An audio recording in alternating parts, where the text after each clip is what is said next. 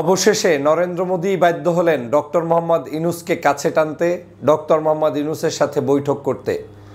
বাংলাদেশের বিভিন্ন মিডিয়া সহ দেশি বিদেশি সমস্ত জায়গায় আপনারা দেখেছেন গতকালকের একটি আলোচনার বিষয় ছিল নরেন্দ্র মোদি ডক্টর মোহাম্মদ ইউনূসকে দাঁড়িয়ে সম্মান জানাচ্ছেন। তার যারা সঙ্গপঙ্গ রয়েছেন সবাই এক বাক্যে নরেন্দ্র মোদি সহ সবাই ডক্টর মোহাম্মদ ইউনূসের জন্য দাঁড়িয়ে অপেক্ষা করছেন এবং ডক্টর মোহাম্মদ ইউনূস যখন প্রবেশ করছেন তখন সবাই তাকে সম্মান জানিয়ে তারপরে নরেন্দ্র মোদি তার সাথে হ্যান্ডশেক করে তারপরে বসেছেন। আপনারা দেখেছেন যে নরেন্দ্র মোদি গত পরশুদিন সম্ভবত আপনারা দেখেছেন একটি ছবিতে যে তারা ডিনার করতেছিলেন, সেই ডিনারের ছবিটি প্রকাশ পেয়েছে। সেখানে দেখা গিয়েছে যে নরেন্দ্র মোদির আসলে মন ভালো নেই। একদিকে যেমন তার মন ভালো নেই, অন্যদিকে প্রফেসর ডক্টর মোহাম্মদ ইউনূস যে সকলের চাইতে সেরা তার একটি নজিরও আমরা সেখান থেকে দেখতে পেয়েছি। কি সেই নজিরটি? ডক্টর মোহাম্মদ ইউনূস যখন ইংলিশে কথা বলছেন তখন তিনি নির্দ্বিধায় অনর্গল, তার কোনো দোভাষী ছাড়া তিনি তার মতো করে কথা বলে যাচ্ছেন, কথা বলেছেন, আলোচনা করেছেন, স্মার্টলি সব কিছু হ্যান্ডেল করেছেন।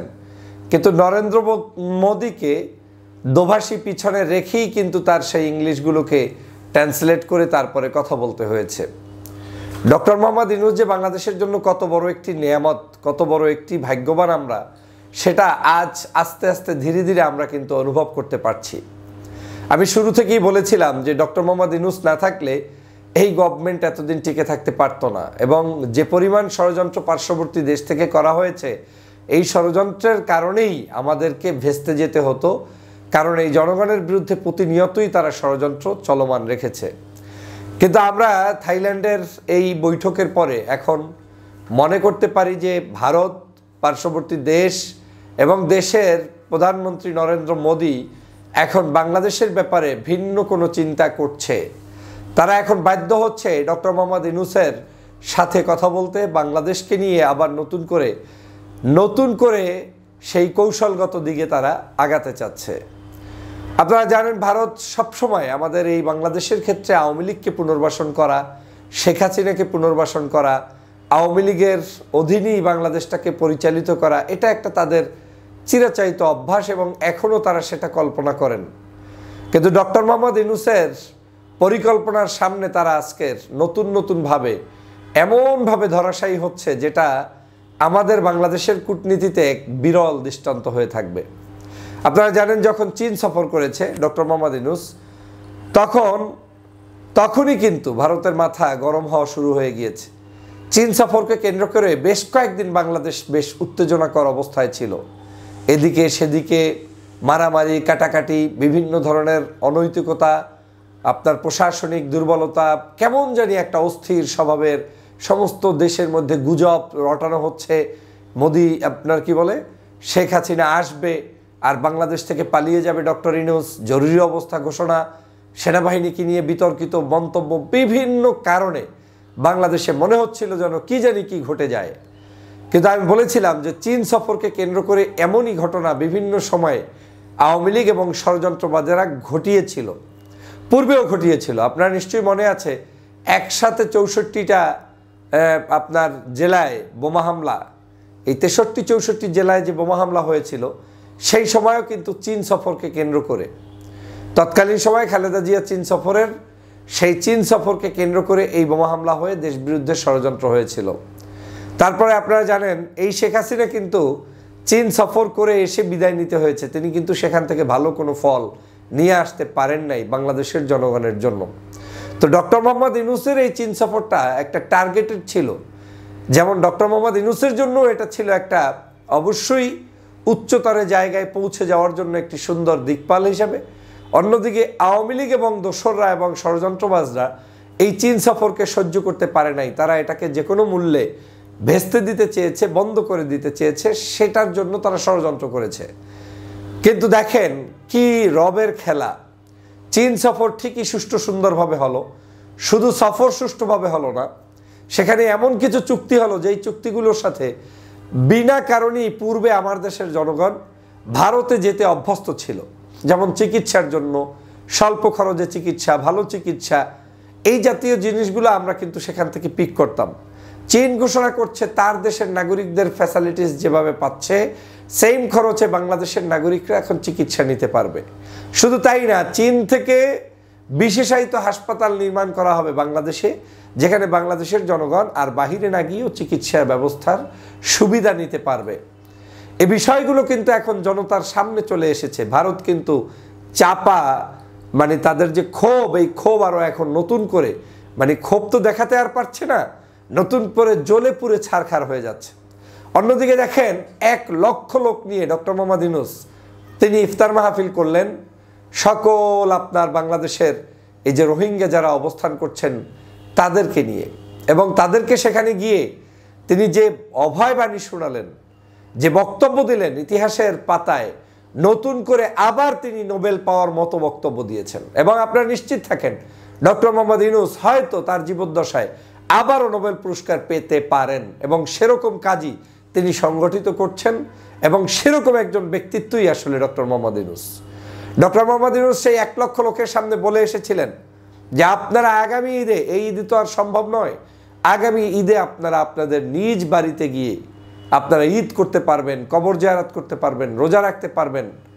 এই যে একটা অভয়, এবং সেই ঘোষণার পরই ইতিমধ্যেই মিয়ানমার সম্মত হয়েছে প্রায় 1,80,000 বা কম বেশি তিনি এখন বাছাইকৃত লোকদেরকে তারা নিয়ে যাবেন মিয়ানমারে নেওয়ার জন্য সম্মত হয়েছেন। বাংলাদেশে গত 16 বছরে আওয়ামী লীগের এই আমলে এরকম একটা চুক্তি, এরকম একটা বাস্তবায়ন রূপান্তর কেউ করতে পেরেছে, দেখাতে পেরেছে? পারে নাই।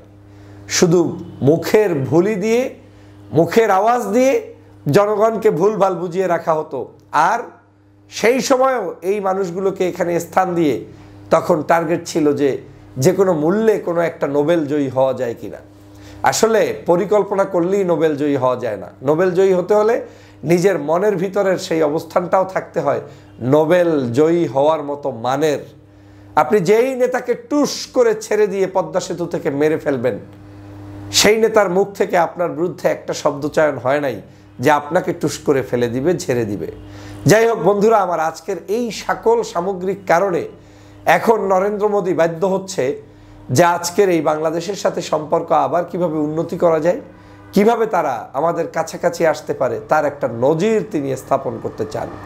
এবং সেই নজির স্থাপনের কারণেই গত এই যে 2 দিন আগের থেকে ডক্টর মোহাম্মদ ইউনূসের সাথে তাদের যে ওঠা বসা সেটা পরিলক্ষিত হচ্ছে।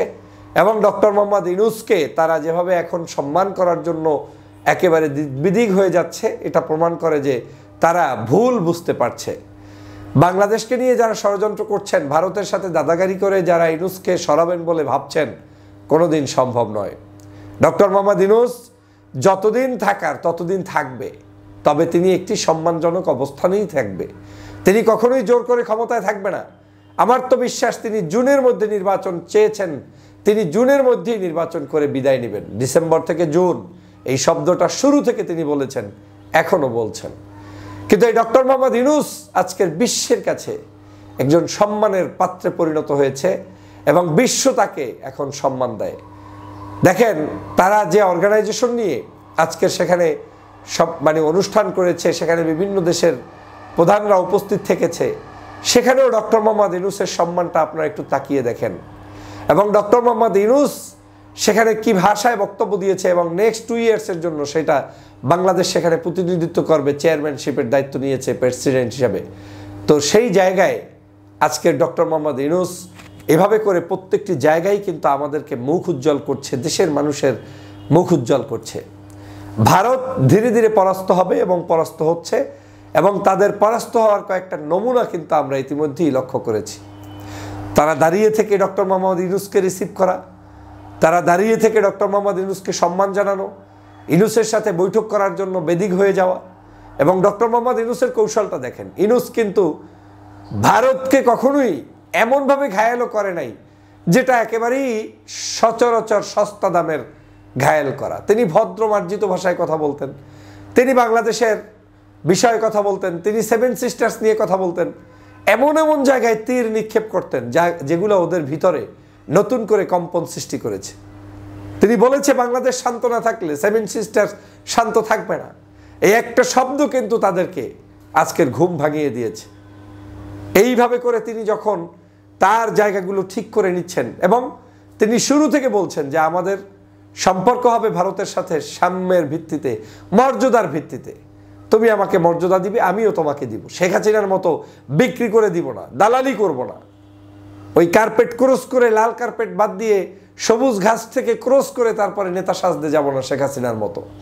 ডক্টর মোহাম্মদ ইউনূস সেখানে সফল হয়েছে। আমার বিশ্বাস ভারতের নরেন্দ্র মোদীর সাথে এই যে বৈঠক, এই বৈঠকটি একটি বড় ধরনের পরিবর্তনের ইঙ্গিত এখান থেকেই পাওয়া যায় এবং বাংলাদেশের রাজনীতিতে বড় ধরনের একটি পরিবর্তন এনে দিবে। বাংলাদেশকে আর কেউ দাবিয়ে রাখতে পারবে না, বাংলাদেশকে দাবিয়ে রাখার সুযোগ নেই। বাংলাদেশ আপন মনে এগিয়ে যাবে, আপন মনে এগিয়ে যাচ্ছে এবং বাংলাদেশের সেই নেতৃত্ব কিন্তু আছে। আপনারা দেখেন সাম্প্রতিক সময় এত সুন্দর একটি ঈদ হয়ে গেল, কোনো ক্যাচাল নেই, ঢাকা শহর নীরব নিস্তব্ধ। কত কথা শুনেছেন, ডাকাতি হবে, এটা হবে, সেটা হবে, কোনো ডাকাতের খবর নাই। কিছু দুর্ঘটনা ছাড়া আল্লাহর রহমতে এই ঈদটা এত সুন্দর কেটেছে। শেখ হাসিনা মুক্ত, আপা মুক্ত এত সুন্দর একটি ঈদ বাংলাদেশের জনগণ কোনো দিন দেখে নাই। তো এই যে আজকের বাংলাদেশের উন্নতি হচ্ছে, পথ এগিয়ে যাচ্ছে, আমরা সেটাকে কোনোদিন রুদ্ধ করতে পারবো না, বন্ধ করতে পারবো না। বরং বাংলাদেশকে যারা ভালোবাসে, বাংলাদেশের মানুষকে যারা ভালোবাসে, তাদের উচিত হবে এই ইন্টেরিয়াম গভর্নমেন্টকে সহযোগিতা করা এবং তাদেরকে সাহায্য করার মধ্য দিয়ে গণতান্ত্রিক প্রক্রিয়াকে এগিয়ে নিয়ে যাওয়া। শেখ হাসিনা যে ক্ষতিটা বাংলাদেশের জন্য করেছে, আমাদের পররাষ্ট্রনীতিতে যে ক্ষতিটা করেছে, এই ক্ষতিটাকে পুষিয়ে ওঠার জন্য আমাদেরকে চেষ্টা চালাতে হবে, ঐক্যবদ্ধভাবে বাংলাদেশটাকে এগিয়ে নিয়ে যেতে হবে। আমার বিশ্বাস আস্তে আস্তে পৃথিবীর সমস্ত রাষ্ট্রের রাষ্ট্রপ্রধানরাই ডক্টর মোহাম্মদ ইউনূসকে অ্যাকনলেজ করবে এবং বাংলাদেশের এই গভর্নমেন্টের ভালো ভালো কাজগুলোকে তারা স্বীকৃতি দিবে এবং মেনে নিবে এবং তারাই সফল হবে, বাংলাদেশের জনগণই সফল হবে, ডক্টর মোহাম্মদ ইউনূসই সফল হবে। আপনারা নিশ্চয়ই জানেন ইউনূসকে নিয়ে ডোনাল্ড ট্রাম্পের নাম বিক্রি করেও আওয়ামী লীগ রাজনীতি করতে চেয়েছিল, ব্যর্থ হয়েছে। কোথায়? ডক্টর মোহাম্মদ ইউনূসকে নিয়ে তাদের কোনো অভিযোগ অনুযোগ কিছুই নেই, বরং ইউনূসের নাম শোনা মাত্রই সমগ্র পৃথিবীর রাষ্ট্র শাসকরাও তার প্রতি শ্রদ্ধা অবনীত চিত্তে তাকে ভালোবাসেন, তাকে সম্মান জানান। অতএব আসুন আগামীর বাংলাদেশ গঠন করতে ঐক্যবদ্ধভাবে আমরা এগিয়ে যাই, সবাই মিলে এই বাংলাদেশকে গঠন করি এবং বাংলাদেশকে তার সঠিক লক্ষ্যমাত্রায় এগিয়ে নিয়ে যাই। সবাইকে ধন্যবাদ।